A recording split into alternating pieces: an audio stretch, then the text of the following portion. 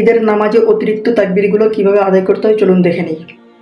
তাকবীরে তাহরিমা আল্লাহু আকবার বলে নামাজ শুরু করবে, হাত বেঁধে নিয়ে সানা পড়বে, সানা পড়ার পরে আবার তকবীর দেবে,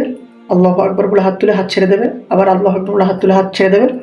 আবার আল্লাহু আকবার বলে হাত তুলবে, হাতটা আবার বেঁধে নেবে। তারপরে ইমাম সাহেব সূরা ফাতিহা পড়বে, আরও একটা সূরা মিলাবে, তারপর রুকুতে যাবে, রুকু থেকে উঠে দুটো সেজদা করবে, সেজদা করার পরে আবার উঠবে, উঠে ইমাম সাহেব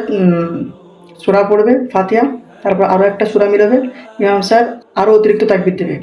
প্রথমে হাত তুলবে আল্লাহু আকবার বলে, আবার হাত ছেড়ে দেবে, দ্বিতীয়বার আল্লাহু আকবার বলে হাত তুলে আবার হাতটা ছেড়ে দেবে, তৃতীয়বার আল্লাহু আকবার বলে হাত তুলে আবার হাতটা ছেড়ে দেবে, চতুর্থবার যখন তাকবীর দেবে তখন আর কানে হাতটা না তুলে ডাইরেক্ট রুকুতে চলে যাবে। রুকুতে যাওয়ার পরে উঠে দাঁড়াবে, দুটো সেজদা করবে, তারপরে আবার বসবে, বসে আত্তাহিয়াতু দুরূদ শরীফ মাসুরা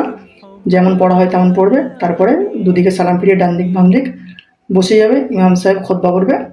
খুতবাটা মনোযোগ দিয়ে শুনবেন।